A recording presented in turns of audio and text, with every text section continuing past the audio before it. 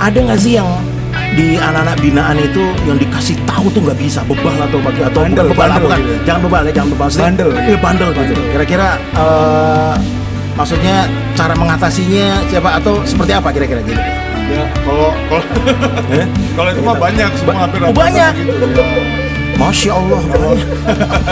Satukan hati untuk pecahkan roti bagi negeri ini.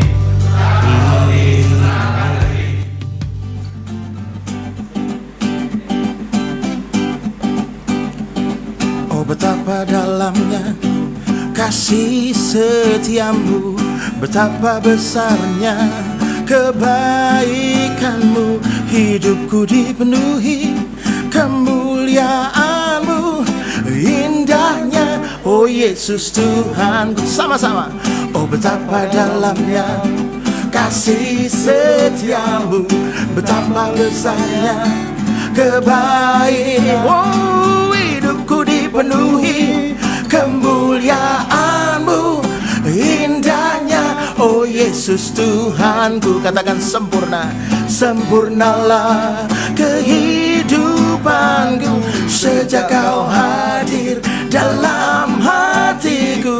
Kau perhatikanku setiap waktu. Oh sungguh indahnya Yesus Tuhan.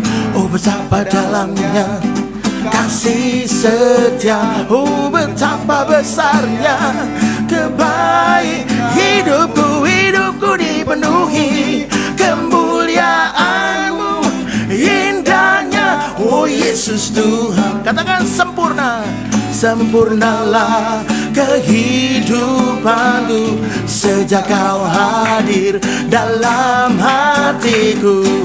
Kau perhatikanku setiap waktu. Oh sungguh indahnya Yesus. Sempurnalah, sempurnalah kehidupanku sejak kau hadir dalam hatiku.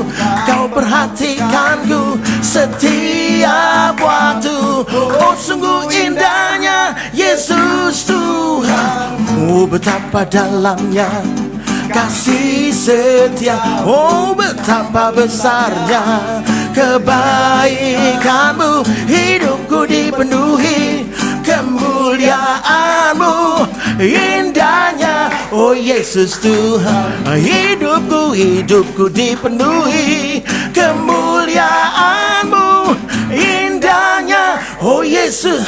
Oh, sing it again. Hidupku dipenuhi kemuliaanmu, indahnya oh Yesus Tuhanku. We praise the Lord. Shalom, shalom semuanya, sahabat-sahabat worshiper, dimanapun sahabat berada. Yakin dan percaya malam hari ini dengan penuh sukacita. Kok worshiper sih? Hah? Kok worshiper? Emang ini so gini ya? Iya.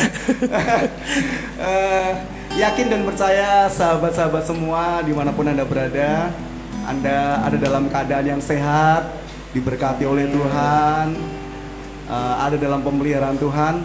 Malam hari ini malam yang luar biasa, bersama-sama dengan kami, karena ini acaranya School of Worshiper. Kan nyapanya tadi worshiper gitu. Ya, jadi sahabat-sahabat dimanapun Anda berada, juga sahabat-sahabat worshiper, lama tidak berjumpa. Malam hari ini kami kembali boleh hadir bersama-sama dengan sahabat-sahabat semua. Dan bersama-sama dengan kami ada rekan-rekan yang luar biasa. Ini anak-anak muda yang luar biasa ini. Jauh-jauh mereka datang. Mukanya kayak ini ya, boyband nih. Jauh-jauh mereka datang dari Jakarta, dari ibu kota gitu. Ibu kota mampir bersama dengan kami di Yayasan Emas Indonesia. Yes.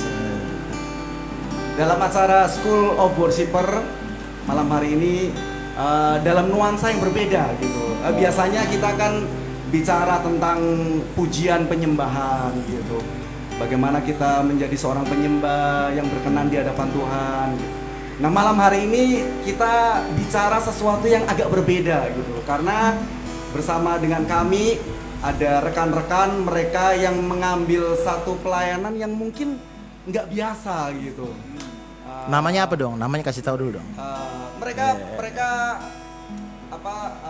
ada dalam satu ministry yang menyebut dirinya Komunitas New Hope. New Hopes gitu. Community. Itu. Community.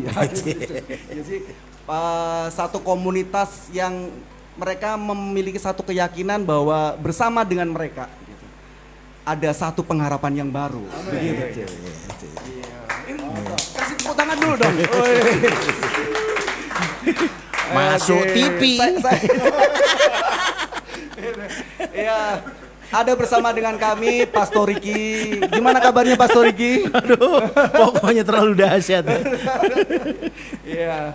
Ada juga Pastor Samuel yang merangkap sebagai sound Belakang layar, engineer gitu. ya, belakang Di belakang layar Yes, gitu. good. Iya. Ini dong, gestar kita dong, kenalin. Iya. Dan bersama-sama dengan Gestarnya kami kenalin. di sebelah kanan saya ini Punggawa gitu. Gitu ya? Punggawa itu. Punggawa itu apa itu bahasa Indonesia itu? Gitu. Penggawa itu Pembina. Bukan Pak. Portal gitu. Oh, bukan dia. Dia bersama-sama dengan sahabat-sahabat yang lain gitu. Bersama dengan saya sebelah kanan ada Pastor Yansen. Oh. Pastor Yansen. Kemudian beliau adalah apa ini? Nanti akan memperkenalkan diri sendiri. oh gitu ya. Oh iya udah. Yang penting namanya dulu ya. Iya. Oke. Terus ada juga Pastor Chandra gitu ya. Oh gitu. Sudah pastor atau Pastor. Oh, akan. Oh gitu. Oh, Chandra. nubuatan Kemudian, terjadi. Om Roni, Om Roni gitu. Dan ada juga anak-anak binaan gitu ya. Anak-anak binaan gitu ya, gitu. Biasa menyebutnya apa ini? Murid binaan. Oh, murid-murid binaan. Mungkin Iya. gini, mic-nya harus kurang nggak kebiasaan, jadi mesti sambil nggak masuk suaranya. Dekat aja Pastor Yansen, enggak apa-apa ya. That's good. Yeah. Jadi ada murid-murid binaan, mereka-mereka yang dididik, dibina, dan nantinya akan kembali dilepas ke masyarakat untuk mereka kembali boleh berinteraksi menjadi manusia yang seutuhnya, begitu kira-kira. Wow, gitu ya. that's good. Nah, nanti New Hope akan menceritakan apa sepak terjang mereka, kegiatan-kegiatan mereka. Namun sebelumnya kembali kita akan memuliakan nama Tuhan. Satu pujian bersama-sama kita naikkan kepada Tuhan, menjadi rasa syukur dan terima kasih kita kalau kita masih ada sampai malam hari ini. Yes. Come on, Pastor Riki. Engkau ada bersamaku di setiap musim hidupku.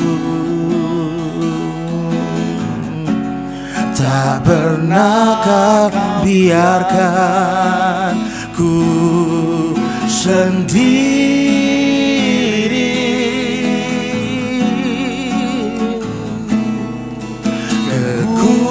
Kekuatan di jiwaku adalah bersamamu. Tak pernah ku ragukan kasih-Mu. Mari setiap kita sama-sama nyanyikan pujian ini bersamamu. Bersamamu Bapa, oh, ku lewati semua perkenananmu yang teguhkan hatiku.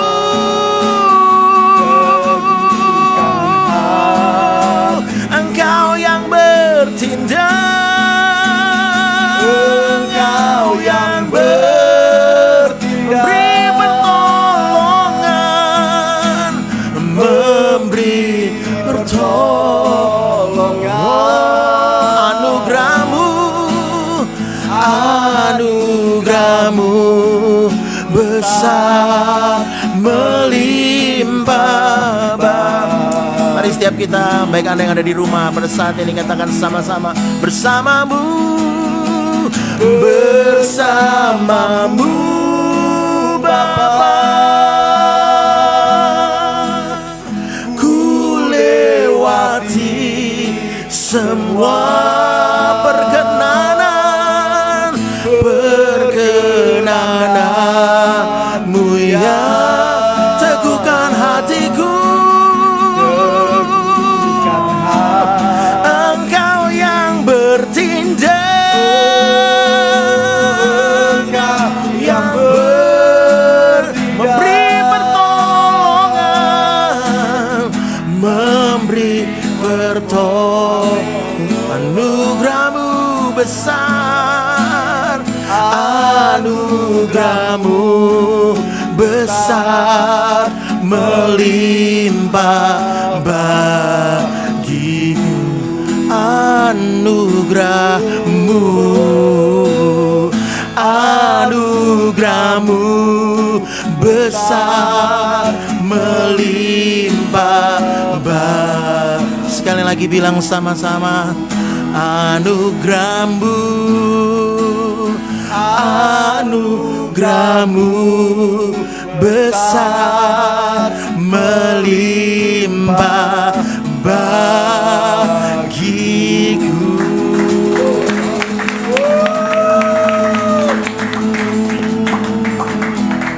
Oke, sahabat-sahabat semua, sahabat-sahabat worshiper dimanapun Anda berada, kita masuk aja langsung di segmen yang pertama ini bersama dengan Pastor Jansen dan rekan-rekan di New Hope Community. Wah, luar biasa gitu. Apa kabarnya ini rekan-rekan semua? Ada Brother Chandra, ada Om Roni juga menyertai Pastor Jansen.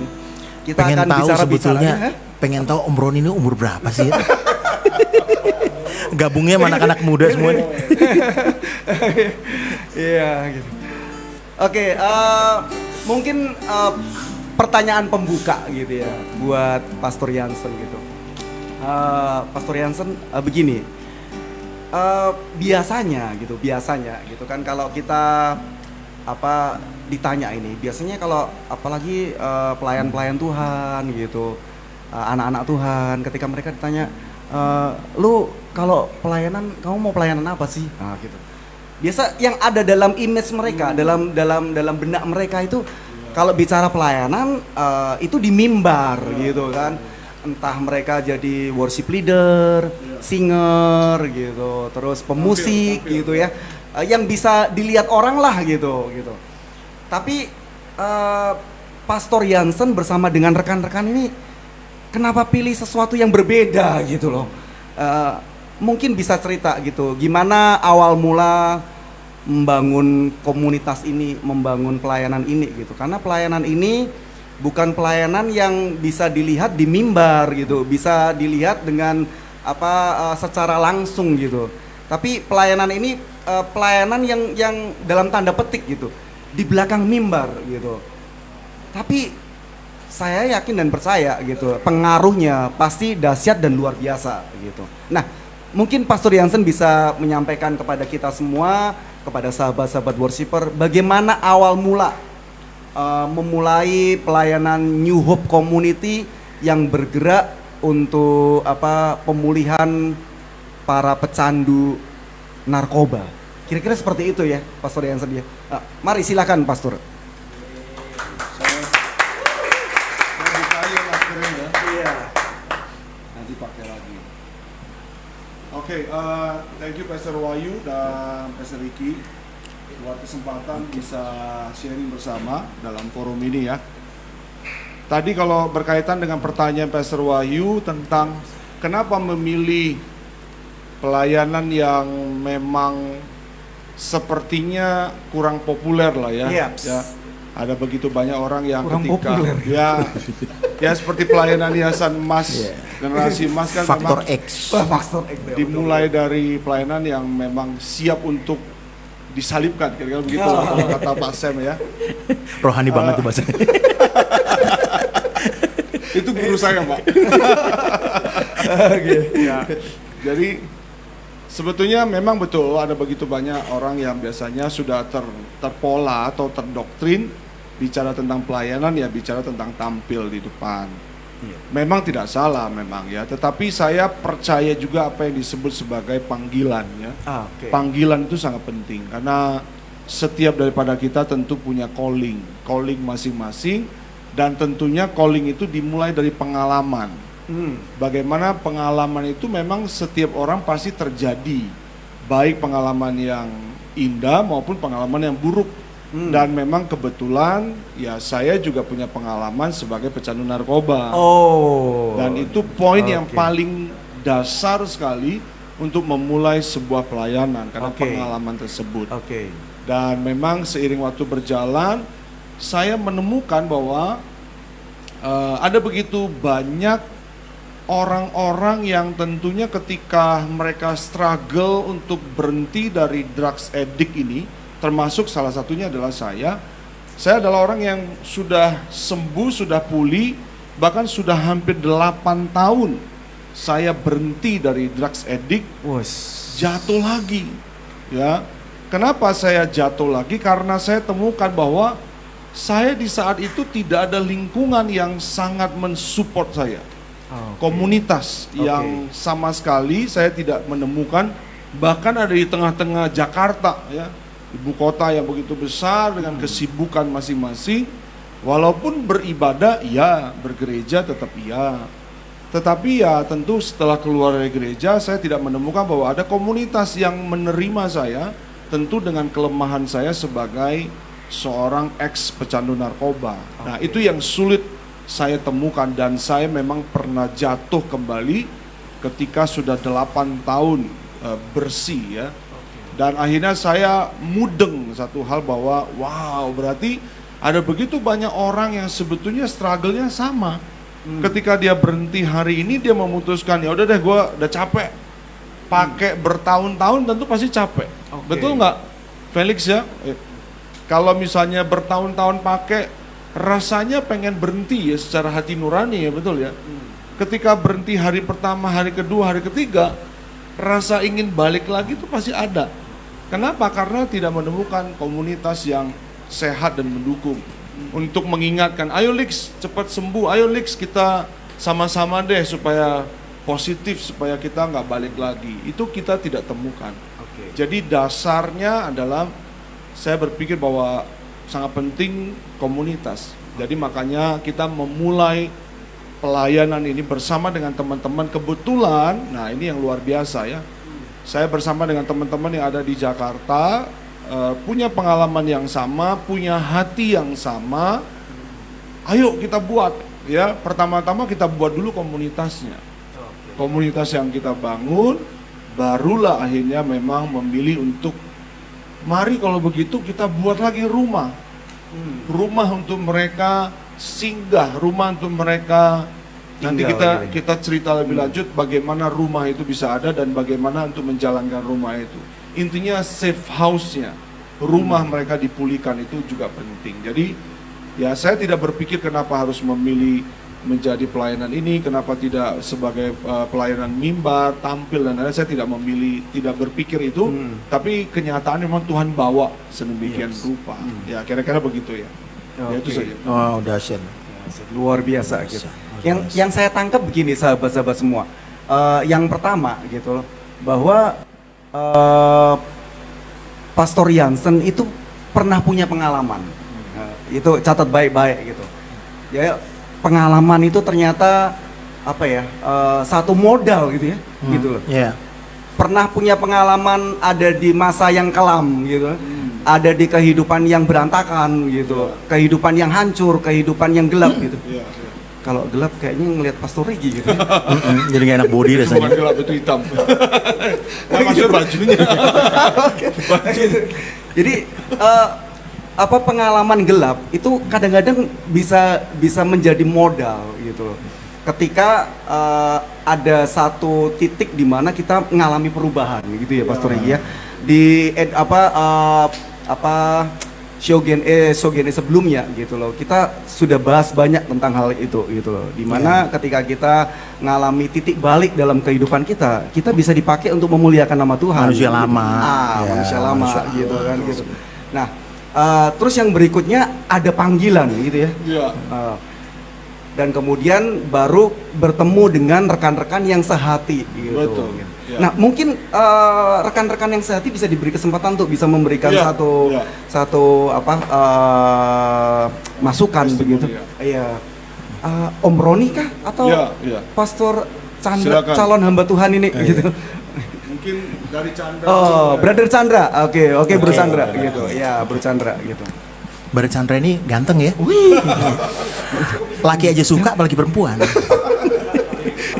Tapi sayangnya sudah sold out gitu. Gitu. Sold out ya.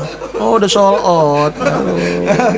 Oke, mari Bro Chandra mungkin Ya. bisa memberikan pengalamannya gitu. Ya. Ada bersama-sama dengan Pastor Jansen membentuk Ya. satu komunitas untuk Ya seperti apa awal mulanya ya, kira-kira gitu. gitu ya. Sebenarnya kalau saya sendiri, saya bukan orang yang bersama-sama membentuk, tapi saya kebetulan adalah orang yang awalnya itu saya adalah orang yang dibina. Oke. Mantan anak binaan gitu. Ya, Mantan jadi- murid binaan gitu. Benar. Wih, luar biasa. Terus sekarang Sekarang ini saya di yayasan itu sebagai ketua rumah pemulihan. Wis, luar dari biasa anak gitu. binaan jadi ketua. Jalannya Itu, panjang. dengar itu sahabat-sahabat semua ya gitu. Jadi tidak ada yang tidak mungkin ketika Iya. kita ngalami titik balik dalam kehidupan Iya. kita gitu. Mungkin Dan- mungkin di rumah mereka ada yang pikir begini, aduh, gue nih kayaknya udah nggak bisa lah ya, gitu ya. udah nah, hancur, ini ya. udah buat apa ini gitu. Mungkin dianggap sampah gitu. Ya. Apa sih narkoba itu? Oke, Brother Chandra, silakan. Ya, jadi memang di tahun 2017 saya itu datang ke Jakarta, ketemu dengan yayasan, dengan komunitas New Hope ini. Jadi memang dengan keadaan yang tidak baik lah. Jadi memang dengan keadaan tidak baik, dengan pengalaman seperti yang tadi Pastor Jansen sudah cerita ini sama lah, harusnya pasti sama. Jadi memang ketika itu terus saya menjalanin dibina selama 9 bulan. Nah, mulai dari sana itu ya, ketika saya menemukan bahwa memang hidup ini kan bukan cuma sekedar dipulihkan terus berhenti ya. Jadi memang ketika kita sudah dipulihkan, nih mau ngapain nih? Nah, dan memang bukan kebetulan, nah, saya yakin benar itu panggilan daripada Tuhan. Amin. Jadi memang ketika saya menerima panggilan itu dan saya memutuskan untuk bergabung dan masuk di dalam pelayanan New Hope ini. Jadi memang dari sana, sejak 2017, 2018 sampai sekarang 2021. Jadi memang dari ya kalau kita bilang untuk sebagai pelayanan itu ya dari bawah lah, naik dari helper, terus saya naik sebagai konselor, akhirnya naik sebagai chief konselor, akhirnya naik kepada ketua rumah pemulihan. Jadi memang Tuhan bawa, Tuhan angkat ya, seperti tadi yang Pastor Ricky katakan, ketika kalau kita benar-benar mau bersama dengan Tuhan pasti bisa. Oh, it's good. Nah, Wah, kasih tepuk tangan dong, yang lain dong. Oh, luar biasa. Jadi sahabat-sahabat worshiper semua, dimanapun Anda berada, jangan pernah putus asa dalam hidup ini. Ya. Siapapun sahabat, dimanapun Anda berada, Anda yang menyimak siaran malam hari ini, Anda boleh mendengar apa yang tadi disampaikan oleh Bro Chandra gitu, bahwa kalau mungkin di benak sahabat-sahabat Anda berpikir hidup ini udah hancur gitu, hidup ini udah nggak ada harapan, hidup ini udah kelam, gua sampah Itu masyarakat. tadi gitu. kayaknya ada suara anak binaan ya.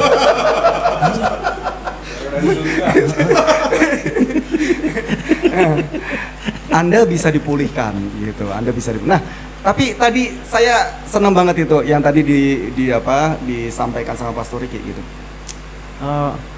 Kalau kita yang ngomong tentang narkoba gitu, kayaknya nggak afdol gitu kan. Iya, Karena benar. mungkin ya kita mungkin pernah lah tipis-tipis ngerasain gitu. Tapi Aku sih nggak pernah kena narkoba. Nggak masa pernah. iya? Masa iya? Oke. Nah, kembali ke Pastor Jansen gitu. Pastor Jansen gitu. Saya ingin bertanya gitu. apa sih narkoba itu gitu loh, gitu. Terus yang berikutnya, apa sih nikmatnya narkoba itu gitu loh, gitu. Kok sampai bisa membuat kita itu jadi hancur gitu, terus membuat kita itu jadi nggak bisa ngapa-ngapain gitu loh, terus hidup ini jadi suram gitu loh. Nih gue nggak tahu apa hostnya yang kurang pinter apa gimana sih nanyanya. Karena saya Nanya pakai nanya apa itu narkoba. Karena saya sudah cukup lama berhenti dan sudah lupa rasanya, boleh saya oper aja. Benar baru ya. Benar. Nah, Benar. Oh, gitu. Tapi jadi bukan. ini langsung ke Iya. Ini bukan ke narasumber lagi. Oh, gitu. Ini ke perkara sumbernya. Perkaranya. Sumber utamanya. Oke, kemana Mungkin dulu ke ini? Felix Ke, boleh. ke level kiri atau level kanan ini? Ke Felix dulu mungkin ya. Felix. Oke, Felix. Mungkin sedikit testimoni ya. Jangan cerita betapa nikmatnya seperti apa, tapi ceritakan bagaimana feel-nya dan kehancurannya dan lain-lainnya. Oke, jadi sahabat-sahabat semua, ini Felix ya namanya pastor yang Felix pecandu. Dia nanti akan cerita gimana kok bisa sampai apa ya gitu lah, gitu. Dari siapa? gitu, Itu kan. Ya. Tolong direkam ya. Ya, halo. Awal terjerumus saya dari pergaulan. Pergaulan ya, yang dibahas. pergaulan. Dan yang kedua hilangnya figur seorang bapak di rumah. Wah, seru Dia nih. mulai aku tuh coba-coba gitu. Dan awal dari coba-coba itu ya awal dari coba-coba itu ya akhirnya sampai keterusan. Waktu itu coba apa ya? Saya mulainya dari ekstasi. Oh, ekstasi. Ekstasi. Kok sama? Dari ekstasi. Tahun-tahun berapa itu ekstasi itu? Itu jebot lah itu. Mulailah dari sana, mulai merasakan bahwa ada sesuatu yang baru. Saya coba waktu itu mulai sabu. Oke. Oh, ternyata- dari ekstasi naik jadi sabu. Itu Oke. usia sekitar saya Kok sama lagi? umur Dia mau masuk.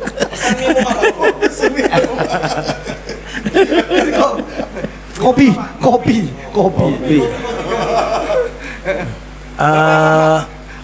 Ada ibu catering di atas ya gitu. Oh, ada. Malam Bu gitu. Beras kencur aja deh. Asik. Meletup. Gua nggak masuk dari tadi.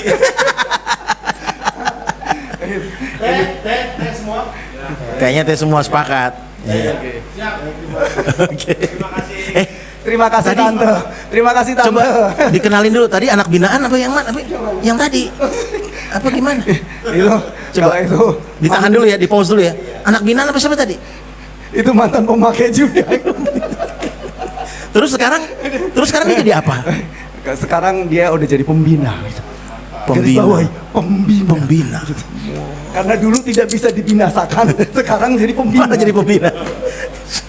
Pembina Yayasan Mas Indonesia. Tepuk tangan dong Pastor sekali lagi. Samuel Victor Praise Levi. Lord. Let's go. Oke. Pule. Oke, lanjut. ya, Felix. awalnya dimulai dari ekstasi. Setelah ekstasi, akhirnya mulailah coba sabu. Dan di situ saya merasa bahwa sabu lebih enak ya daripada ekstasi, dan cara pemakaiannya juga lebih gampang gitu kan. Kalau ekstasi kan kita harus ke tempat diskotik atau apa kan. Ternyata ya memang saya merasa waktu itu memang lebih cocok di sabu gitu. Nah, dan akhirnya sudah sekian lama memakai sabu, dan akhirnya ya itulah mulai keluarga berantakan, pekerjaan berantakan, hubungan sama anak juga berantakan, semuanya berantakan. Dan mulai sadar bahwa iya sabu ini sebenarnya nggak baik gitu kan. Tetapi untuk mau berubah juga nggak punya kekuatan gitu.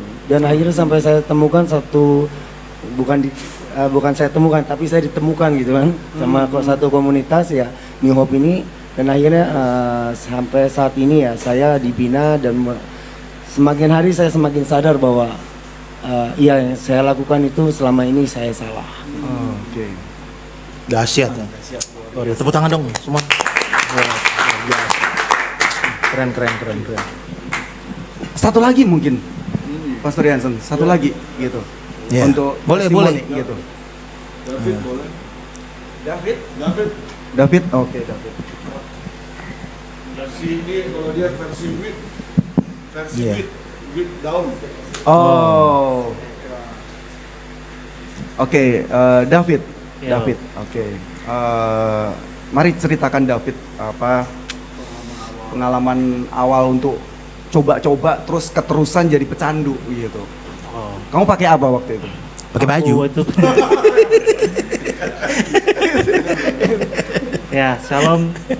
Saya pertama kali narkoba itu ganja, THC. Oh, oke. Ya. Dari Sumatera apa kok apa cobanya ganja gitu kan biasanya arah-arah ke sana gitu. Iya betul. Oh, oke. Di mana waktu itu? Pertama kali itu yang pasti keakraban itu dimulai dari pergaulan ya. Pergaulan Awal itu lagi pasti ya? dari pergaulan. Kita diterima, di welcome gitu sama orang-orang yang sama-sama pengguna ganja. Oh, oke. Pasti kan gitu. Terus perlahan-lahan mereka mulai menanya-nanyakan kehidupan kita, masuk ke dalam kehidupan kita. Akhirnya dengan cara yang halus mereka menawarkan ganja. Udahlah bro, nggak usah lo pikirin lah masalah keluarga lo, masalah itu. Selalu seperti itu. Mereka kan nikmatin aja hidup ini ada gitu. Ditawari ganja, lalu saya hisap. Ya, seperti itu. Pastor Wahyu, Iya. saya itu tertarik dengan bahasanya tadi, dibilang mereka tuh sesama pengguna ganja itu welcome. Ini kayaknya nih bener enggak ini nggak nyindir ini. Ini nggak nyindir, ini memang nendang bener ini. Untuk komunitas anak-anak Tuhan ya. Iya. Yang justru aku lihat di akhir zaman ini malah ada yang nggak kita nggak usah apa namanya, saya kan nggak nuduh anda nggak usah tersinggung gitu ya. Jadi saya cuma bilang bahwa ada komunitas-komunitas anak-anak Tuhan yang justru sepertinya tidak welcome dengan yang begini-begini, memberikan gitu. penolakan gitu iya. Nah mereka sesama pengguna ganja welcome loh. Jadi bisa nerima, waduh itu kan wah gawat itu ya kan. Mereka bikin komunitas. Gimana Pastor? Gimana coba? Bikin komunitas Iya gitu loh. kan. Gitu, betul. Gimana? Mereka lebih ramah kayaknya lagi Iya, betul, nerimanya. betul. Justru karena Nih sepeda nih nggak apa-apa nih punya gue nih. 1 liter per 2. Mesra banget itu. gini yang apa ya? Yang menarik perhatian saya gini, Pastor. Mungkin saya bisa dikoreksi gitu loh. Oke. Biasanya yang sejauh pengetahuan saya gitu loh, para pemakai, para pecandu itu mereka apa ya gitu loh, fisiknya itu makin lama makin kurus, makin lama makin gitu. Tapi yang di sebelah saya ini gitu, Membesar. Kan udah tobat. Gimana sih? saya pengen tanya dulu gini, pernah nggak merasakan gitu loh, ketika sesudah merasa, aku kok makin lama kok terikat gitu dengan barang ini gitu, terus ngefek ke fisik gitu, mungkin bisa diceritakan gitu. Iya itu sangat mengefek ke fisik. Pertama udah terikat, itu kan menciptakan ada zat-zat yang bikin nagih kan. Kalau di ganja itu kan, jadi serasa tuh bau-baunya tuh masih berasa walaupun kita udah di rumah. Itu kerasa gitu, kayak nyium bau ganja gitu. Rasa ganja masih berasa gitu di pikiran. Akibatnya efeknya adalah kita berhalusinasi jadinya. Berhalusinasi seperti contohnya mendengar suara-suara yang dari nggak tahu dari mana tiba-tiba masuk ke dalam pikiran. Kalau saya tuh suara-suaranya tuh seperti merendahkan. Lu tuh nggak bakal bisa jadi orang berhasil, lu tuh nggak bakal bisa jadi orang sukses. Gitu. Terus udahlah, kuliahnya nggak usah diterusin, hancur aja. Ngapain hidup? Ngapain lu terusin mimpi lo tuh udah gak seperti itu, kata-kata gitu. Kerja lo cuma tidur doang, kerja lo cuma gitu-gitu doang. Misalnya pikiran-pikiran seperti itu selalu muncul. Efek dari ganja. Terus kadang-kadang juga di tangan itu juga muncul. Saya pernah tiba-tiba seperti lumpuh gitu, mau ngelangkah aja susah. Urat saraf udah mulai kelihatan gitu kan, saraf urat. Karena kebanyakan atau efek berhenti? Itu mungkin karena efek berhenti kali.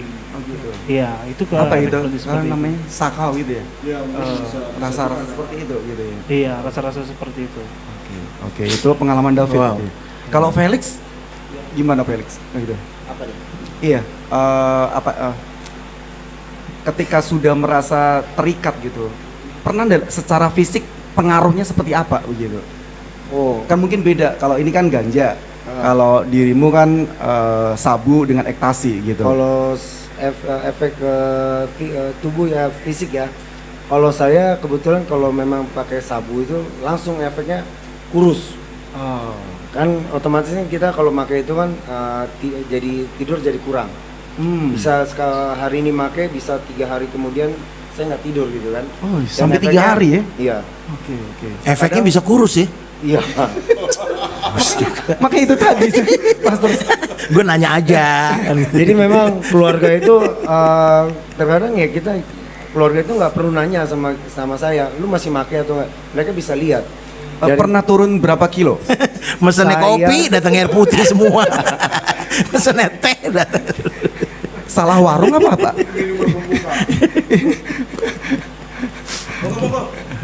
Ya ampun. Perasaan tadi mesennya beras kencur.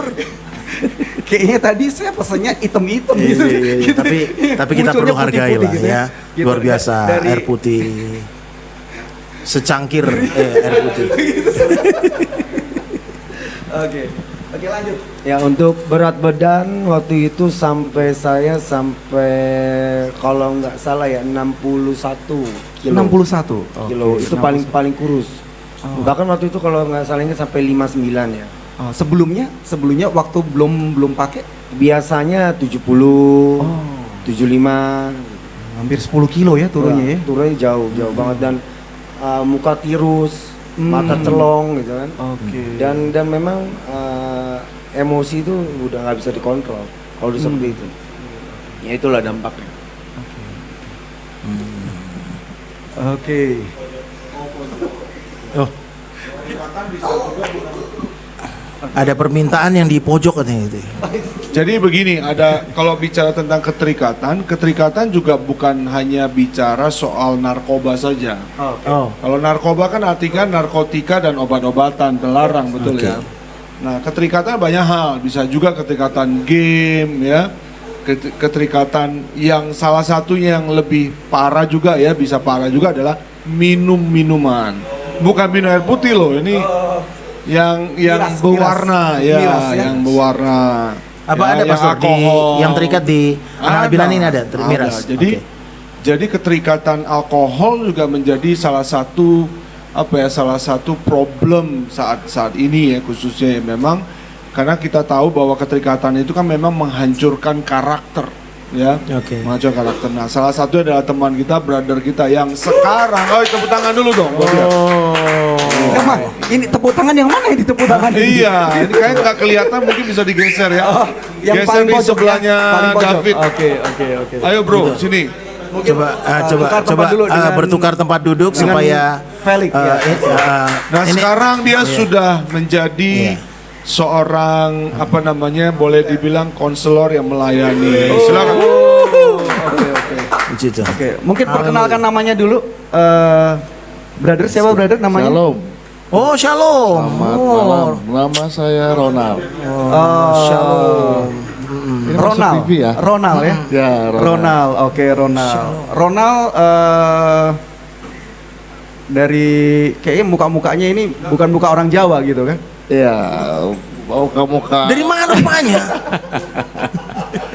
Medan. Oke, Iya. dari Medan. Sumut. Oke, Horas Bah. Orang. Oke. Tuhan memasu-masu. Oke, mungkin Ronald bisa cerita gitu Ya. bagaimana keterikatan dengan miras gitu. Bisa sampai terikat gitu loh. Sebenarnya kalau awalnya justru putau saya tuh. Oh, jadi awalnya putau.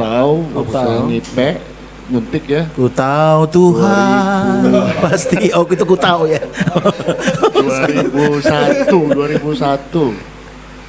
2001 terus beralih ke ganja. Terus baru beralih ke Mama nonton. minuman. Mama lagi nonton. Mama lagi nonton. Maafin saya, Ma. Selama ini gak jujur. Jadi ya baru ke minuman. Pengakuan ini ya gitu. Kalau putaunya bisa berhenti saya justru. Putaunya bisa berhenti, bisa nggak doyan lah saya karena mungkin nggak enak efeknya ke tubuh saya, kurang cocok. Ganja cocok, sabu cocok. Sorry Ronald, kamu bilang efeknya nggak cocok gitu. Ya. Yang kamu rasain apa gitu? Kok kamu Kalau saat itu putau kayak kita nggak bisa ngapa-ngapain tuh putau. Bener-bener harus diem, harus garuk-garuk muka kayak nggak jelas. Jadi Kayak alergi ya? Iya, kayak oke. alergi. Oh begitu. Jadi nggak enak lah. Ya teman-teman pada suka tapi saya nggak suka, nggak cocok lah. Oke. Gitu. Jadi lebih ke milih ke ekstasi justru. Beralih ke ekstasi, ke ganja. Oke. Baru ke minuman. Kalau putau bisa berhenti, nggak terlalu tertarik. Sabu juga jarang-jarang. Kemudian ganja jarang-jarang. Malah minuman yang setiap hari tuh nggak pernah berhenti malah justru. Oke. Iya. Setiap hari. Setiap hari harus minum. Begitu. Kenapa sampai ada dalam benakmu itu kalau nggak minum rasa nggak hidup, kira-kira kayak gitu. Dulu saya anggapnya tuh enak aja jadi kayak ada yang kurang gitu. Ada yang kurang, kayaknya kalau nggak kena minuman nih badan kayaknya kurang enak. Nggak seger gitu ya? Nggak seger gitu, nggak bisa jalanin aktivitas, kurang fokus segala macem lah. Tapi ya mungkin terlalu sering saya ke mindset seperti itu, terlalu lama, terlalu sering ya jadinya salah. Dalam hal apapun, aktivitas apapun ya harus melakukan terlebih dahulu ritual seperti itu. Nggak bagus juga sebenarnya. Dan ditambah yang memang yang paling penting ya komunitas sih. Saat itu memang komunitas kita nggak ada, komunitas saya nggak ada yang positif lah, ya nggak ada yang positif. Jadi ya begitu aja deh. Di jalan yang begitu aja, di jalan yang suram aja. Titik baliknya sampai kemudian menyadari bahwa tanpa minum pun hidup bisa oke juga kok gitu. Capek. Ada sampai di titik jenuh gitu. Iya. Capek, terus ya pastinya saya juga masuk. Dulu saya murid di Nihop juga. Oke. Saya kenal sama Pastor Jansen beberapa tahun yang lalu. Akhirnya saya dibina di situ. Awalnya sebulan 2 bulan saya belum sadar kalau saya berada di situ gitu ya, ngapain gitu. Tapi ternyata setelah bulan-bulan ketiga baru saya mengerti, wah ya saya kan di sini ingin dipulihkan gitu dari keterikatan. Jadi barulah di situ saya sadar saya di sini maksudnya begini ya gitu. Awalnya 1 bulan 2 bulan tuh kayak ngapain saya di sini? Tujuannya apa gitu kan? Baru masuk bulan ketiga lebih hati udah mulai menerima, sudah mau membuka hati, sudah mau membuka telinga semua lewat petua-petua Pak Jansen, konselor, semuanya, teman-teman juga. Itu masuk bulan ketiga lah baru mulai ada rasa-rasa kesadaran bahwa saya ingin dipulihkan. Awalnya berat sekali, males, biasa mengatur orang ini diatur gitu di dalam ya. Biasa bebas gitu ya. Iya, biasa bebas, apapun kita lakukan di luar sana nggak ada yang mengatur lah. Tiba-tiba masuk ke tempat yang diatur orang, harus dengan peraturan, ya kaget, tapi ya bulan ketiga baru bisa menerima. Akhirnya saya sadar ya udahlah, memang mungkin jalan Tuhan harus di tempat ini dulu saya. Amin. Untuk merubah pemikiran saya yang salah sebelumnya. Jadi di Nihop lah saya dibina selama 9 bulan. Dari situlah segala macam ilmu-ilmu kerohanian saya dapatkan. pembaruan karakter saya dapatkan. Oke. Pemutusan pemikiran-pemikiran yang salah selama ini saya putuskan, nggak memikir yang hal-hal yang nggak perlu dipikirkan. Oke. Gitu, itu sih. Oke, luar biasa. Berikan tepuk tangan. Puji Tuhan. Oke, sahabat-sahabat dimanapun Anda berada, sahabat-sahabat worshiper juga, kita nanti akan lebih seru lagi berbincang-bincang dengan rekan-rekan yang ada di New Hope ini. Kita akan bicara tentang suka duka, bagaimana mereka melayani para pecandu narkoba dan mungkin keterikatan-keterikatan yang lain gitu. Kita akan bicara nanti lebih lanjut lagi di segmen yang kedua. Mungkin sahabat-sahabat yang mau ke belakang menyiapkan makanan kecil, minuman dan segala macam, Anda bisa siapkan. Kita akan mengakhiri segmen yang pertama ini dengan satu pujian. Gitu? Iya. Kok aku nggak boleh bersaksi sih? Tadi kan yang paling ditanya-tanyain, aku nggak ditanya-tanyain. Oh, gini nih, kan kita tutup dengan lagu nih. Aku tuh inget gini, singkat aja nggak usah panjang-panjang. Jadi gini, waktu aku bertobat ya dari dunia ya tadi apa ya gelap, hitam, ya segitulah ya. Aku dapat lagu, bukan dapat lagu, ada lagu yang kok cocok gitu loh lagunya. Gini lagunya, gini lagunya. Hidupku bukannya aku lagi, tapi Yesus dalamku. Oh, hidupku bukannya aku lagi, tapi Yesus dalamku.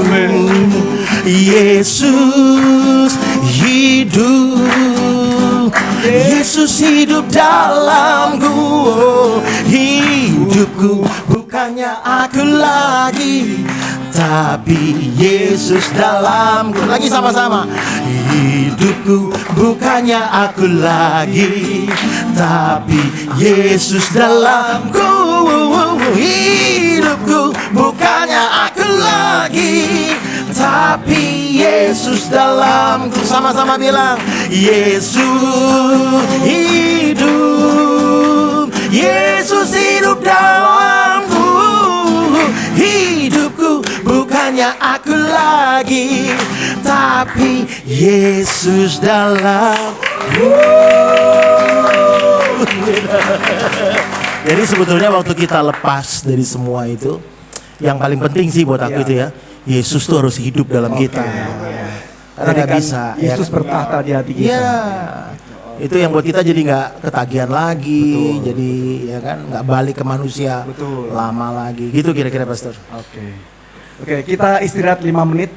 Nanti kita masuk di segmen yang kedua dengan pembicaraan yang lebih seru bersama dengan New Hope Community.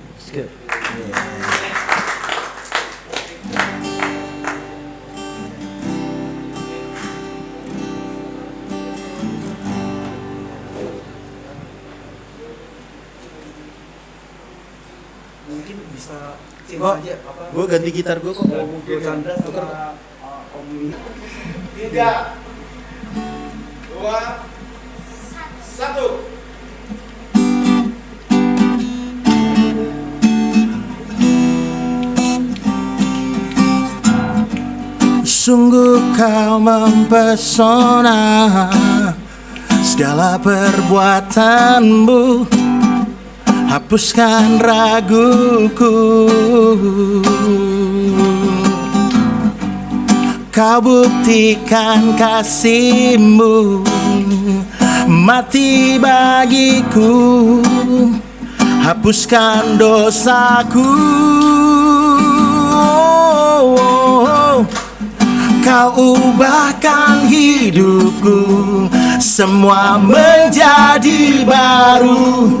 Sekarang ku bersuka di dalam-Mu, Yesusku.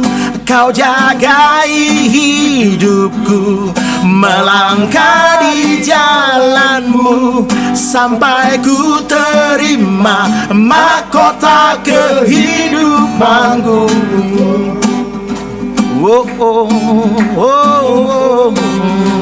Katakan sama-sama, sungguh Sungguh kau mempesona, segala perbuatanmu hapuskan raguku. Kau buktikan kasih-Mu, kau buktikan kasih-Mu, mati bagiku, hapuskan dosaku. Oh, oh, oh, oh. Kau ubahkan hidupku, semua menjadi baru, sampai ku terima mahkota kehidupan.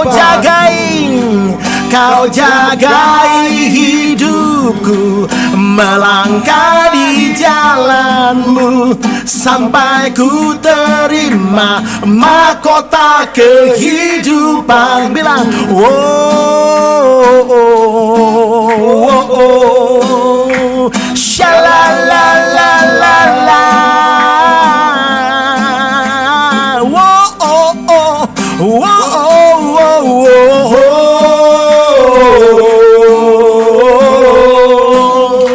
shalalalalala.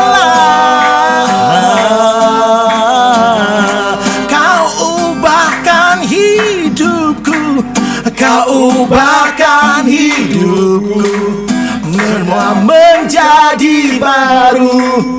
Sekarang ku bersuka di dalam-Mu, Yesusku.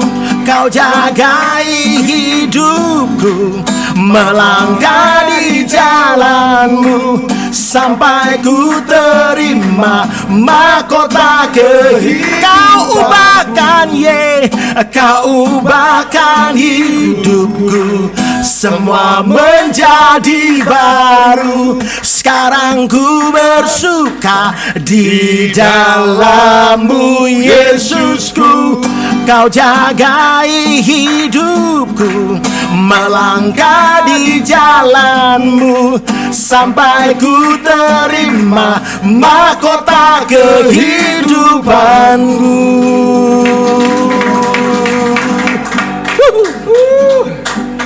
Kembali lagi bersama School of Worshipper, bersama-sama dengan komunitas New Hope, yang malam hari ini mereka menyampaikan pengalaman mereka gitu. Nah, di segmen ini kita akan semakin dalam mengulik gitu, ngulik mereka gitu, supaya sahabat-sahabat dimanapun Anda berada, Anda bisa menangkap sesuatu di dalamnya gitu. Karena saya punya keyakinan begini, pelayanan apapun itu pasti ada suka dukanya. Iya. Nah, biasanya kalau sudah bicara tentang suka duka dalam pelayanan gitu, saya nggak tahu gitu, di New Hope ini banyak sukanya atau banyak dukanya gitu. Pastinya berdarah-darah lah. Kalau bicara pelayanan itu bukan bicara tentang apa yang kita dapatkan gitu, tapi bicara apa yang sudah kita bagikan gitu, apa yang sudah kita sharekan gitu. Pastor Wahyu, aku mau nanya dulu nih sama narasumber nih. Kira-kira gini, Pastor, ada nggak sih yang di anak-anak binaan itu yang dikasih tahu tuh nggak bisa bebal atau bukan bebal, bukan gitu. Jangan bebal ya, jangan bebal, Bandel gitu. Bandel gitu. Kira-kira maksudnya cara mengatasinya siapa atau seperti apa kira-kira gitu? Ya kalau itu mah banyak, semua hampir rata-rata banyak. begitu ya. Masya Allah banyak. Ya, Jadi bukan 1-2 ya? ya rata-rata kan biasanya ketika binaan atau mereka yang datang ke rumah singgah, ya mereka membawa karakter mereka masing-masing kan. Wah, oke. Membawa apa ya, rasa hati yang udah keras. Wah, Jadi mereka selalu bicara ini gua loh gitu loh. hatinya udah keras Ya. loh. Catat gitu ya. Jadi mereka seperti menunjukkan lah mereka itu siapa. Lalu seperti apa penanganan terhadap mereka dengan yang model hati keras kayak gitu itu? Ya memang tadi yang dikatakan oleh Felix itu benar ya, bahwa penerimaan itu sangat penting. Ya. Ketika mereka menunjukkan kekerasan mereka, sebetulnya kan itu adalah bentuk dari hidup mereka yang sebetulnya sudah lelah, sudah capek. berjuang di sebelumnya yang struggle dengan narkoba. Dan pada waktu mereka juga menemukan ternyata bukan hanya di lingkungan pergaulan bebas mereka, itu mereka menemukan penerimaan yang luar biasa. Ketika mereka masuk ke rumah singgah kita, mereka juga menemukan penerimaan yang luar biasa. Dan dari sisi, tentunya dari sisi yang positif ya. Soalnya tadi kan ada yang ketinggalan, ada yang kehilangan figur ayah, katanya gitu ya. Betul. Jadi memang ada fungsi yang kita mencoba menutupi itu, yang seperti tadi Felix bilang bahwa nggak bisa dipungkiri bahwa ada banyak orang yang kalau kita tanya kenapa terlibat dengan kecanduan narkoba ini, ketika ditelisik itu biasanya karena ada punya problem dalam rumah tangga atau keluarga, ayah atau ibu mungkin yang terlalu otoriter dan lain-lain sehingga membuka luka batin itu ya. Dan kita mencoba untuk masuk ke situ dan mencoba menutupi. Tentunya ya kita pasti akan minta hikmat Tuhan lah. Ini kan pekerjaan Tuhan, nggak bisa kita bilang bahwa kita lah yang menyembuhkan, memulihkan mereka. Tentu Tuhan lah ya. Tentunya di sini juga ada Pak Roni ya. Pak Roni sebagai figur yang dalam tanda kutip cukup senior ya. Ya, artinya beliau bisa menjadi bapak juga sekaligus yang mengajar mereka. Jadi itu yang kita lakukan sih, minimal seperti itu Pastor. Jadi fungsinya para leader-leader ini menjadi bapak ya, menjadi orang tua bagi anak-anak binaan, kira-kira Betul. gitu ya. Mana yang lebih dominan, Pak Pastor Jansen? Rusak karena pergaulan atau rusak karena itu tadi kehilangan figur seorang ayah atau mungkin kehilangan keluarga yang harmonis gitu? Itu kalau di New Hope sendiri perbandingannya mana lebih ini gitu? Mana lebih apa ya? Maksudnya yang rusak karena pergaulan atau karena memang karena keluarga kayak gitu? Gitu. Justru sumber utamanya menurut saya itu datangnya dari rusaknya dari keluarga. Itu awal mulai dari keluarga, broken awalnya home dari gitu situ, ya. broken home. Kalau Pastor Wahyu rusaknya dari mana awalnya, Pastor? Mulainya dari atas dulu. Topinya buka dulu. Jangan bicara fisik gitu. Fisik tadi sudah segmen pertama tadi. Body shaming ya. Body shaming. Oke, lanjut Pastor. Ya justru memang datangnya dari broken home tadi. Tidak menemukan figur bapak yang baik ya, tidak mendapatkan kasih sayang dalam rumah tangga. Biasanya itu larinya kemana-mana. Mungkin ada yang kecanduan kepada pornografi, ada anak yang berontak akhirnya dia jatuhnya terikat di narkoba, ada yang bahkan menjadi seks bebas, LGBT, gay, homo, dan lain-lain, itu larinya kemana-mana. Sumber utamanya karena mereka broken home. Biasanya kita menemukan seperti itu. Itu sumber utama. Nah, kalau pergaulan dia itu triggernya aja, sebagai pemicunya aja untuk mereka bisa mengakses dalam dunia yang mereka rasa nih kayaknya gue cocok nih untuk menjadi seorang dalam tanda kutip pecandu narkoba, kayaknya gue cocok banget. Nah, Berarti itu keluarga itu penting ya. Ya, Keluarga awalnya dari keluarga loh. Gitu. Di pertemuan kita yang lalu kita sering ungkapkan itu, gitu. Anda boleh jadi pelayan Tuhan yang hebat, gitu. Tapi kalau di keluarga nggak hebat, gitu. Itu nol besar, gitu kan, gitu. Itu nol besar, gitu. Nah, itu bisa jadi pemicu tadi, gitu. Akhirnya ada banyak keluarga Kristen, gitu loh. Tapi anaknya berantakan, gitu loh. Makanya pentingnya keluarga berencana ya, Pastor. Oke. Mungkin kita bisa dengar Om Roni. sedikit masukan dari Om Roni selaku kita panggil Om aja ya. Dari New Hope gitu. Body shaming dulu tuh ketuanya. Oke. Shalom saudara-saudara. Oke, shalom. Saya Roni, umur 59 tahun. Wow, luar Punya biasa. anak 2, cucu 2. Tinggal di Sunter, Jakarta. Amin. Ya, mengenai itu tadi prinsipnya di sayanya dulu nih. Segala sesuatu bisa selesaikan di dalam Kristus. Di sayanya dulu nih.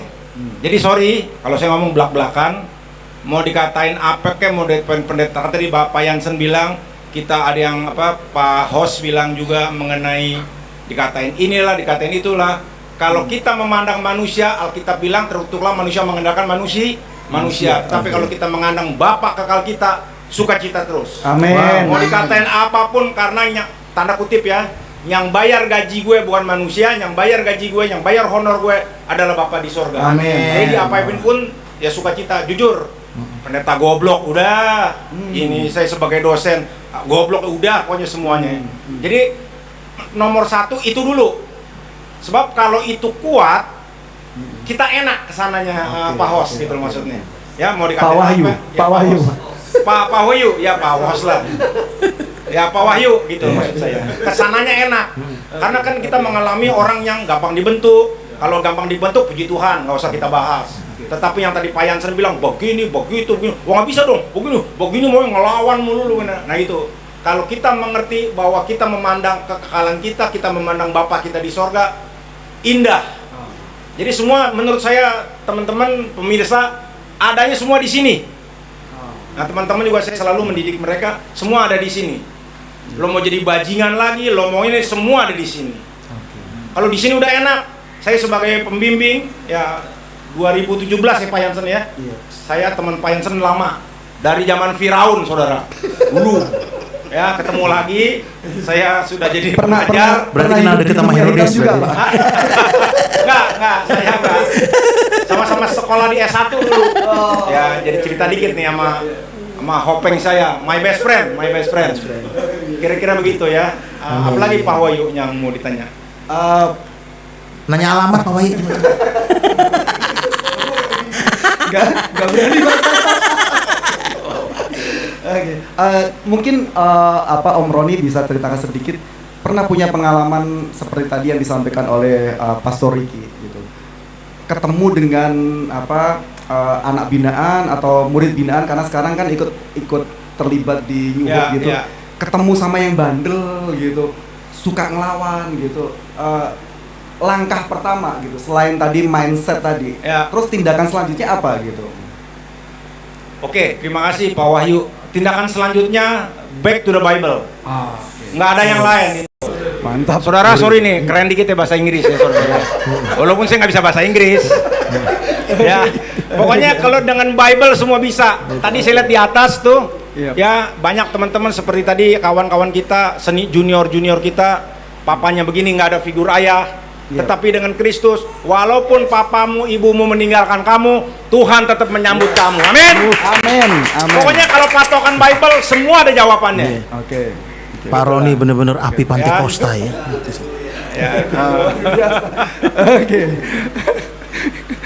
Oke, apalagi Pak Wahyu. Jadi hilang ini Pak saya. Hostnya belum mau nanya apa nih bingung. karena udah muncul api penginjilannya. Amin. Ya. Tidak semua manusia diizinkan jadi pendeta, tetapi semua manusia diizinkan menjadi hamba Tuhan di bidangnya masing-masing. Amin. Pak Roni, maksudnya tadi sedikit spesifik. Bagaimana cara mengatasi mereka yang nggak bisa dikasih tahu, gitu. Pak Roni biasanya ngomong punya solusi apa untuk mereka-mereka yang atau bagaimana cara menasehatinya atau bagaimana? Pertama, nomor satu nggak mungkin sehari kelar, Pak Riki. Ya. Ya, nomor satu yaitu saya pakai. Pertama yaitu kita bimbing dulu. Berdiri. Kita bimbing dulu karena kan pekerjaan itu bukan pekerjaan sehari dua hari. Mungkin yang penting nomor satu nih, ini dulu. Sebab kalau ini dulu kita menang. Poin nih. Jadi mereka dibenerin cara berpikir. Ya, ini dulu kita. Nah, ini kan orang susah. Satu, cara berpikir saya bagaimana kita bisa memuridkan orang dengan sukacita dan tetap kita rangkul walaupun dia katain saya pendeta goblok bla bla bla bla macam. Teman-teman, kalau saya menganggap Felix normal, belajar nih kita ya. Kalau saya menganggap Felix normal, kira-kira normal, saya menganggap semua back to Bible, basic in the mindset ya. Mindset is a power. Kalau saya menganggap Felix normal, saya sabar gak sama dia saudara? Tetapi kalau saya menganggap Felix sakit, nangkep gak? Saya pasti lebih sabar. sama Pak Wahyu kita berdebat contoh. Kalau saya anggap Pak Wahyu normal, kita pasti you naik darah ya kita juga. Sorry, kita nggak munafik, masih manusia biasa injak bumi. Gue punya emosi, lu juga punya emosi. Tetapi kalau kita mendidik orang, kita pakai pola pikir, ya lo sakit. Anak-anak minta makan sama mamanya, mama makan. Sabar lo gimana sih, gue lagi sibuk, betul. Tetapi kalau dia lagi sakit, mama makan, apa kata-katanya? Sabar ya sayang ya. Ngerti maksudnya? Semua ada di the mindset if the power. Keren itu coy. Praise the Lord, hallelujah. Kira-kira begitu ya. Terima kasih. Oke. Mungkin dari Bro Chandra ada yang ingin ditambahkan gitu. Mungkin punya pengalaman khusus ketemu dengan murid-murid junior gitu, adik-adik binaan ini yang bandel gitu kan, yang punya emosi yang tinggi gitu, terus suka-sukanya sendiri, biasa di rumah mungkin dia merasa jadi raja gitu kan, terus kemudian masuk di rumah rehabilitasi ini dan mereka harus dididik dan dibina gitu. Nah, mungkin bisa diceritakan gitu suka dukanya gitu ketemu dengan anak-anak binaan ini gitu.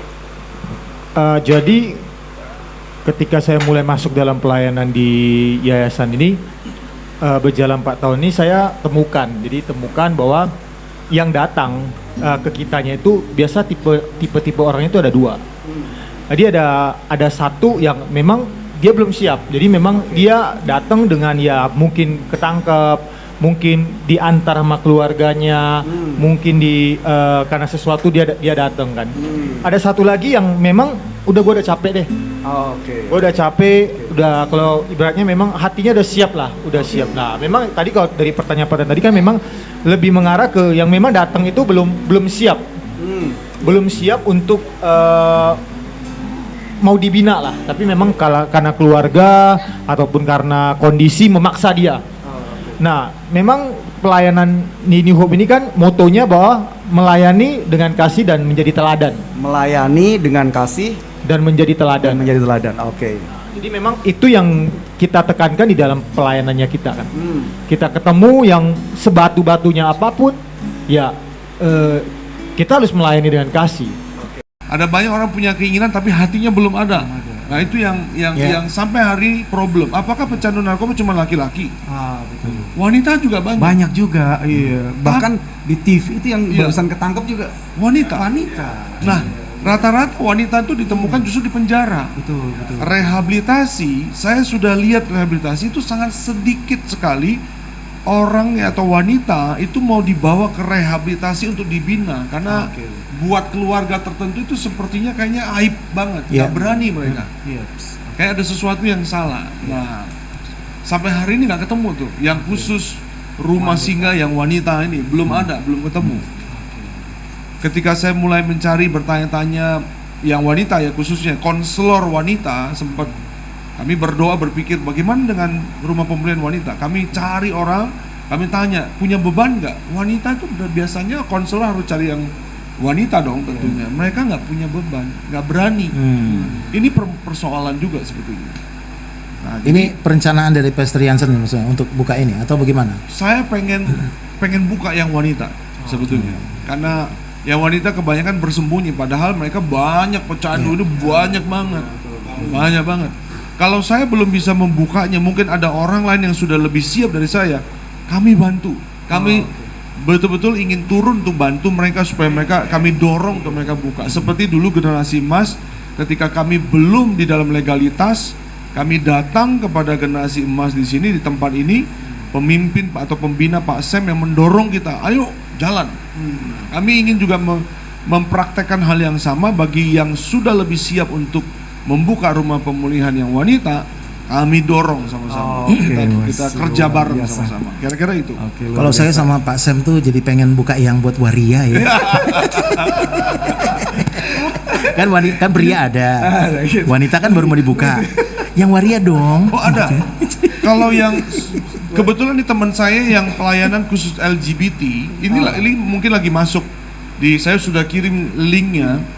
Ya, Brother C Hall ini ya, dia sudah terbuka banget kemana-mana. Mereka punya rumah singgah komunitas khusus LGBT. Khusus LGBT. Mungkin lagi nonton. Ya tadi sudah WA ke saya. Wah, Mereka semangat ya, punya brother. safe house Ya. khusus penanganan Oke. LGBT, homoseks dan lain-lain, semua itu ditangani. Ya pokoknya yang main anggar lah ya. Ya, Gitu ya. luar biasa pelayanannya. Main anggar dan main pitik. Oke. Ayo, Oke. Ya, ayo, jadi nakal ya.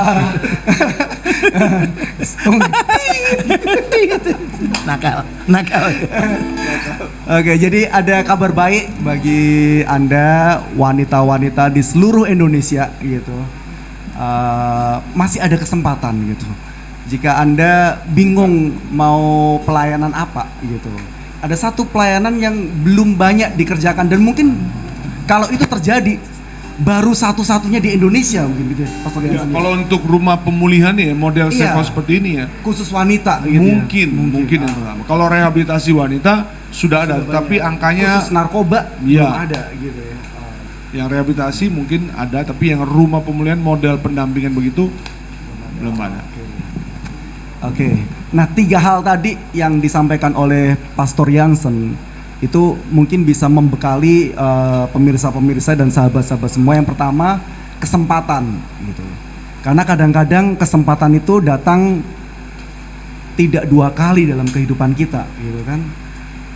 Karena kadang-kadang ada orang yang kepingin berubah tapi tidak ada kesempatan itu, gitu Pastor Yansen ya. Betul. Karena sudah keburu innalillahi wa inna ilaihi Kalau nggak sakit keras, gitu. Sudah penjara. nggak bisa ngapa-ngapain gitu kan. Jadi kesempatan gitu. Yang kedua komunitas gitu. Ini komunitas yang baik, New Hope gitu. Dan yang terakhir keluarga gitu. Family yang baik begitu. Nah, mungkin bisa disebutkan Pastor Yansen kalau misalkan ada sahabat-sahabat atau pemirsa-pemirsa Anda punya saudara atau mungkin punya teman atau punya sanak family yang mungkin terikat dengan narkoba. Jika mereka ingin dibina dan ingin bergabung, bisa disebutkan mungkin Pastor Ya. Yansen gitu. Jika ada yang ingin kita layani dan memang betul-betul mereka mau sembuh dan pulih, bisa langsung kunjungi ke Instagram kita, Rumah Pemulihan New Hope, atau ke Facebook kita, Rumah Pemulihan New Hope juga. Oke. Atau bisa juga langsung telepon, ya nanti mungkin di link Facebook itu nanti ditulis aja nomor telepon saya sebagai PIC di sana. Oke. Silakan tinggal hubungi. Nanti kita akan telepon kembali atau bagaimana nanti kita ada bisa follow up-nya ketemu. gitu ya. Kita follow up bersama. IG-nya apa tadi, Pastor? Instagramnya Rumah Pemulihan New Hope. Rumah Rumah Pemulihan New Hope Facebooknya juga New Hope Ministry. Oke. Ya. Oke. Ya, diingat-ingat pemirsa dan sahabat-sahabat semua. Oke. Nah, mungkin yang terakhir gitu, Pastor, karena waktu kita sangat terbatas. Yang terakhir yang mungkin bisa disampaikan oleh Pastor Yansen dan mungkin nanti akan sedikit ditambahkan dengan Bro Chandra gitu. Seandainya timbul persoalan-persoalan yang ketika mereka melayani komunitas yang tadi itu komunitas narkoba gitu. Kira-kira dari New Hope apa yang bisa kira-kira istilahnya pertolongan pertama gitu yang bisa diberikan oleh New Hope apa gitu? Untuk bagi yang mau. Iya gitu. Prinsipnya bagi yang mau sembuh, yang namanya orang sakit dia harus datang kepada dokter. Oke. Ya, ketika dia datang sama dokter, dia harus punya kerelaan untuk diperiksa, untuk dicekking, dan dia harus punya kerelaan untuk terbuka terlebih dahulu Agar bisa diobati ya. agar bisa diobati, nggak bisa lagi main rahasia-rahasiaan. Ya kita betul-betul mesti terbuka ya. Ketika di konseling ya dia harus terbuka, persoalannya seberapa parah dan lain-lain. Lalu kemudian setelah itu ya kita lihat tingkatannya apakah memang perlu untuk dia didampingi di dalam rumah pemulihan, atau tingkatannya mungkin bukan level yang harus dibina full, tapi mungkin di mentor secara komunitas. Jadi dia bisa Pendampingan pendampingan juga. aja. Kira-kira begitu. Jadi tidak harus semua masuk ke dalam. Lalu peran keluarga itu seperti apa agar bisa membantu proses kesembuhan? Atau apa? Keluarga itu biasanya punya posisi yang agak sulit sebetulnya, karena keluarga rata-rata kalau berhadapan dengan anggota keluarganya atau anaknya atau mungkin suaminya mungkin udah bosen. Mereka udah cuek, udahlah. Terserah Gitu, kamu, karena oke. sudah bertahun-tahun ya. Iya. Orang yang biasanya pensiunan narkoba nggak mungkin dia pakai 5 tahun ke atas atau 2 tahun ke atas itu keuangannya cukup baik, nggak mungkin, pasti menurun. Mau usaha seperti apapun pasti menurun. Kondisi fisik juga menurun, konsentrasi menurun, fokus menurun. Akhirnya sosialnya rusak, Iya. dia nggak bisa bergaul, dia bersembunyi dalam kamar, mungkin halusinasi dan lain-lain. Keluarga biasanya seperti mengasingkan dia. Nah, fungsi keluarga sangat penting. Keluarga juga harus tahu memberikan kesempatan bagi anggota keluarganya. Mereka harus mencari pertolongan. Karena kalau si yang sakit kadangkala suruh dia beranjak dari kasur untuk pergi dokter sendiri kan nggak mungkin, karena dia sakit kan. Tapi kalau misalnya keluarganya tahu dia sakit, harus mendorong, ayo kita cari pertolongan. Nah, keluarga harus di posisi sebagai orang yang aktif untuk mencari pertolongan, memberikan kesempatan. Keluarga harus tetap tetap berusaha. Yaps. Oke, terakhir dari Bro Chandra gitu. Mungkin ada nasihat atau apa ya? Bukan nasihat sih, apa? Dorongan buat anak-anak muda gitu. Kiat-kiat buat lah. kiat-kiat lah Ya, buat anak-anak muda gitu. Mungkin di antara pemirsa-pemirsa ada yang baru bergabung gitu. Anda lihat anak muda ini gitu. Ini luar biasa, ini ganteng gitu. Tapi pernah jatuh di lubang yang dalam gitu. Tapi sekarang udah bangkit dan bersinar gitu. Nah, mungkin ada sedikit sebagai penutup untuk memberikan masukan kepada setiap anak muda, bahkan mungkin bagi mereka yang saat ini sedang terikat gitu. Pak Wahyu, asal tahu aja, Chandra ini sudah dimasukkan ke dokter jiwa. Sekarang luar biasa. Sempet dimasukkan. Cerita. Ternyata ada yang Om ada Roni yang itu. semangat ya. Iya. Oke, boleh diceritakan gitu. Boleh ceritakan ya, sedikit gitu. Oke. Jadi yang tadi Pastor Jensen katakan bahwa kesempatan dan komunitas ya. Jadi saya dulu itu kalau kesempatan itu saya banyak sekali diberi kesempatan sama orang tua saya. Jadi Untuk berubah gitu. untuk berubah. Salah satunya yaitu ketika saya dibawa ke pengobatan di rumah sakit jiwa itu kesempatan. Tapi komunitasnya nggak cocok. Ya kan? Berapa lama itu? Itu sampai 1,5 bulan. Dan saya dimasukin ke rumah sakit jiwa bersama dengan orang sakit jiwa. Yang kedua, saya pernah karena saking bandelnya itu saya pernah dimasukin papa saya ke penjara. Nah, jadi ya dia berikan kesempatan, tapi Siapa tahu bisa berubah di penjara tapi komunitasnya gitu ya. nggak tepat. Jadi memang ya kesempatan dan komunitas itu harus berjalan bersama. Jadi ketika seseorang diberi kesempatan, saya percayalah ketika pecandu-pecandu teman-teman yang terikat itu keluarga itu pasti selalu memberi kesempatan. Tapi itu harus dibarengin dengan komunitas yang tepat. Jadi ketika kesempatan itu ada dan dibarengin dengan komunitas yang tepat, saya percaya orang itu akan sembuh. Amin. Sekiranya itu sih yang saya tambahkan. Luar biasa. Berikan tepuk tangan. Luar biasa gitu. Mungkin ada yang mau disampaikan Pastor Rigi? Gitu. Sesudah kita mendengar banyak cerita kisah-kisah dari sahabat-sahabat New Hope ini. Ya merinding-merinding sih dengernya. Mungkin sedikit Pastor Riki cerita. Saya pernah dengar pengalamannya Pastor Riki. Ada satu anak binaan dulu. Dia terikat dengan LGBT gitu. Kemudian harus dengan disiplin supaya dia sadar gitu. Pukul itu. Ya. Mungkin bisa diceritakan sedikit gitu. Itu di Iya, di satu rumah singgah ya di Jakarta. Iya. Jadi dia ini bertobat dari gay, dari kok gay sih? Homo tuh apa? Bener ya? Iya, bener ya. betul, gay. Ya, lalu ada satu cerita unik di mana ya namanya orang bertobat, namanya orang dia kan berusaha gitu ya. Iya. Nah, satu kali saya lihat ya pertobatannya cukup bagus. Nah dia juga bisa nyanyi, bisa singer gitu. Suaranya Saya senang. cukup bagus gitu Cukup ya? bagus.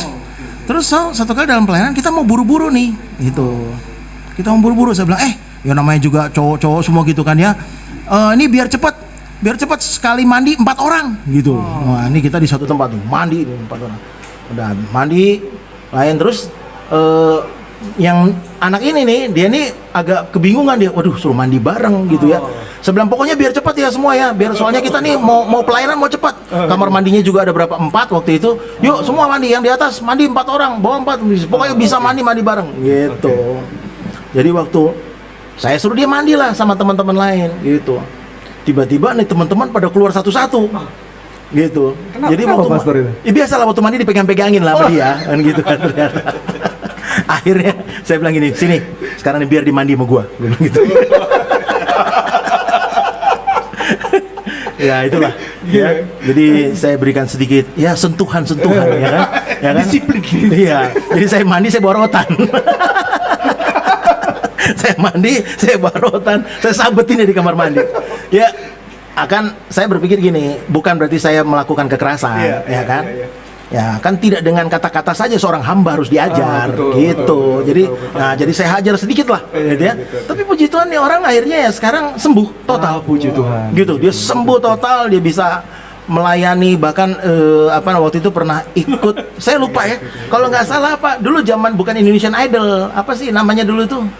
Ada satu bukan yang Asia Bagus. Afi. Ya, dia pernah ikut daftar itu. Cuma gini teman-teman, saya satu kali dalam satu penyembahan saya lagi nyanyi, ada lagu yang kuberikan hidupku, ya kan, kepada kuberikan hatiku semua.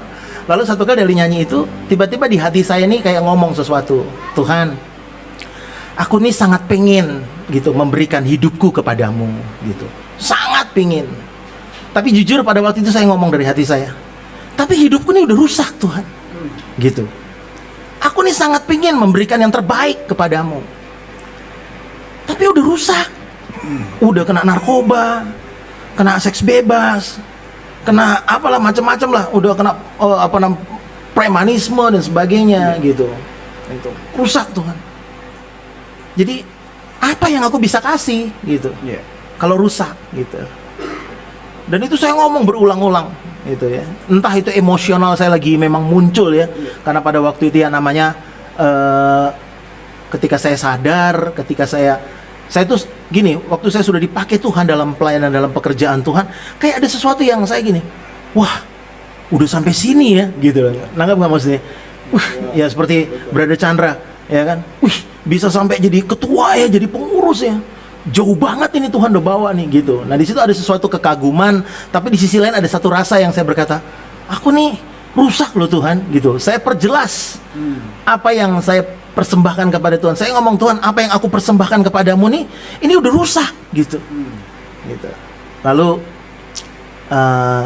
saya setiap kali saya ingat kejadian ini, saya seperti nggak tahan sesuatu. Tuhan tuh ngomongnya tuh tadi kan dibilang sekalipun ayahmu ya, Om Roni yang ngomongnya, ibumu meninggalkan kamu, aku sekali-kali tidak pernah meninggalkan kamu. Itu kan bahasa itu.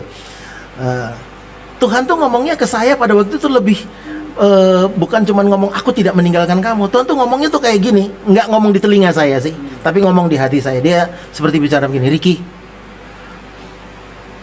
aku tuh butuh kamu gitu. Nah itu yang membuat saya dengan Tuhan tuh jadi wow, ternyata aku nggak cuma, Tuhan tuh butuh kita loh. Jadi walaupun tubuh kita mungkin rusak ya, pikiran kita udah kena apalah tadi, minuman keras ya, kena macem-macem, tapi sebetulnya Tuhan tuh butuh kita gitu. Khususnya apalagi kita ini kan dilahirkan sebagai anak-anak Tuhan. Nah itu yang saya membuat, jadi dengan Tuhan tuh saya berusaha, saya berkata, Tuhan beri aku kemampuan ya Tuhan, beri aku kekuatan untuk aku tidak mempermalukan namamu, untuk aku bisa jadi saksi, jadi berkat kalau memang aku dibutuhkan. Karena memang saya dengan Tuhan, saya terus terang bilang, apalagi pada waktu saya dapat second chance, kesempatan kedua bulan Oktober yang lalu, setelah pasca COVID, saya masuk di ruang ICU selama 5 hari. kurang lebih dengan macam-macam. Pokoknya saya cuma pesen nih, jangan sampai Anda masuk ruang ICU ditelanjangin bener. Sampai Tuhan nih udah nggak pakai apa-apa, udah semua alat, ya udah sesak napas sebagainya. Dan saya lihat ya kesempatan demi kesempatan. Jadi Tuhan itu ternyata tidak pernah melihat siapa kita, tapi Tuhan melihat apa yang Dia mau rencanakan dalam hidup kita. Gitu loh. Jadi yang saya ingat pada waktu itu, Tuhan tuh selalu ngomong, Rick, aku nggak pernah lihat siapa kamu, tapi aku sedang melihat apa yang aku mau rencanakan dalam hidup. Oke. Nah, gitu, brother. Gitu. Luar biasa. Luar biasa.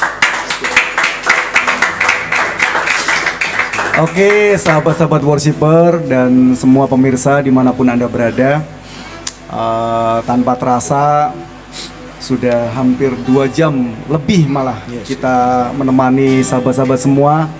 Kiranya apa yang kita sampaikan kepada sahabat-sahabat dimanapun Anda berada itu bisa bermanfaat dan memberikan satu dorongan. Ada satu sentuhan-sentuhan yang mungkin berbeda dengan sentuhan-sentuhan yang lain gitu. Ada manfaat yang bisa Anda bawa pulang.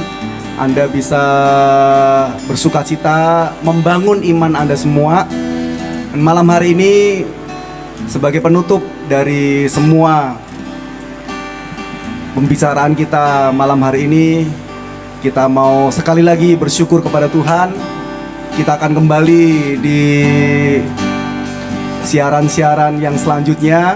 Tetap dukung kami School of Worshiper agar kami bisa menjadi berkat bagi sahabat-sahabat dimanapun Anda berada. Mungkin ada pesan dari Pastor Jansen untuk mereka yang saat ini baru coba-coba, kira-kira gitu, atau lagi baru mau masuk nih, atau mau icip-icip gitu. Ya, atau kira-kira gini, atau lagi cari pelarian nih, kira-kira apa pesannya, Pastor?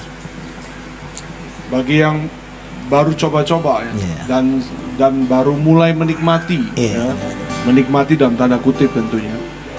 Narkoba punya satu prinsip juga. Kalau dalam dunia pernarkobaan itu prinsipnya begini: one shoot, you never stop. Artinya sekali kita coba itu narkoba, kita pasti susah, bahkan sulit untuk berhenti. Gak bisa berhenti. Dan sudah ada banyak bukti. Orang yang coba-coba berpikirnya, wah keren nih, cool nih, kayaknya malam mingguan dengan drugs, kayaknya asik banget hidupnya nih. Tapi kenyataannya setelah berjalan 1 tahun itu adalah memori, kalau dalam pengalaman saya, memori yang saya sebetulnya ingin hapus dalam hidup saya. Betapa hidup saya dalam titik yang paling rendah justru karena pintu masuknya karena narkoba itu. Dan itu keputusan saya yang paling fatal. Ketika saya dulu berpikir keren, cool, ya. Jadi untuk yang baru coba dan betul-betul mulai menikmatinya, ya saya pikir pesannya samalah dari kita semua nih yang dari pengalaman yang ada, bahwa jangan lagi, harus berhenti, betul-betul berhenti. Sebisa mungkin sebelum terlambat berbalik untuk berhenti. Ambil carilah keputusan. pertolongan, ya carilah pertolongan. Ya itu sih dari saya kira-kira. Cari orang-orang yang bisa ajak ngomong ya. Bisa ajak ngomong, mentor. Ya. Kalau Anda belum menemukan komunitas yang tepat, ada New Hope yang siap untuk Kalau di Semarang di memfasilitasi. sini dong. Kalau Anda di Semarang, datang ke Yayasan Emas Indonesia. Iya. Ya. Nomor teleponnya. Untuk nomor telepon kita yang di Jakarta, ini kebetulan nih teman-teman dari daerah, banyak dari daerah, ada yang dari Jambi dan lain-lain, kebanyakan datang dari daerah. Silakan hubungi 0812 0812 8562 8562 6000 6000 0812 8562 6000. Oke.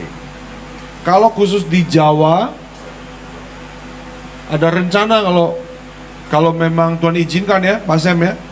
Ya. Di Jawa ada rencana kalau Tuhan izinkan, Generasi Emas akan membuka rumah pemulihan juga. Wih, luar Jadi untuk biasa. bagian Jawa ya, khususnya daerah Jawa Tengah dan Jawa Timur mungkin bisa di sini. Oke. Ya, lagi Ya, tapi untuk sementara waktu New Hope Jakarta yang Ya, bisa. ada rencana, doakan sajalah Pak Sam sebagai pimpinannya dan Pastor Ricky. Sudah nomor telepon sudahkah? Nomor telepon? Oke. Nomor telepon atau nomor rekening? Enggak, nomor. Oh, perlu nomor kayaknya nomor. Ini dia nomor rekening. 08 itu nomor New Hope. 0812 Iya. 0812 8562 6000. Iya, apabila memang mau konseling ya, atau mau dilayani untuk bersama dengan kita di rumah pemulihan, Siap untuk menjemput ya, Pastor ya. silakan ya, siap, kami siap untuk menjemput juga. Kami siap untuk. Iya, ada yang dari Jambi, ada yang dari Palembang, dari daerah dan lain-lain. Iya. Iya. Ya. oke. Ya. Wis, dari Jambi, coba yang dari Jambi. Mana dari Jambi? Silakan. Bisa lihat yang dari Jambi. Oh, oke berdiri. Iya, oke. Dari Jambi. ada juga Jambi. ada. Dadah. Dari Jambi. Dari Palembang. Palembang Oke. udah pulang. Oh, Palembang udah pulang. Oh, dari Jambi. Dari Jawa yang dari Ini semua dari Jakarta. Oh, oke. Oke. Jadi sahabat-sahabat worshipper semua, sekali lagi saya mengulangi buat Anda yang ada di rumah, Anda yang mungkin memiliki saudara, memiliki keluarga atau sanak family yang mungkin terikat sudah terlalu jauh begitu, dan Anda bingung gitu, mau dibawa kemana gitu. Kerjasama juga dengan BNN ya. Ya, kita bekerja sama dan di bawah standarisasi dari BNNK Oke. Jakarta Utara. Oke, jadi New Hope ini melayani dengan standar yang sudah standarisasi oleh BNN BNNK gitu. Jakarta Utara. Jadi bagi teman-teman semua jangan khawatir. Oh ini pelayanannya asal-asalan, oh enggak gitu loh. Ini New Hope ini sudah berstandar sesuai dengan standar pemerintah melalui BNN gitu. Oke. Rasa-rasanya kita tidak ingin mengakhiri acara ini, tapi waktu jugalah yang membatasi kita. Semoga apa yang kita sampaikan kepada sahabat-sahabat, kepada teman-teman semua bermanfaat bagi teman-teman semua. Kiranya apa yang kami sampaikan boleh memberkati Anda semua, keluarga-keluarga Kristiani, sahabat-sahabat yang mungkin Anda juga berbeda keyakinan dengan kami, tapi yakin dan percayalah apa yang kami sampaikan malam hari ini boleh bermanfaat dan memberkati Anda semua. Satu pujian penutup Saya mengiringi mengajak semua kita semua malam hari ini. Sembah Tuhan malam hari ini. Amin.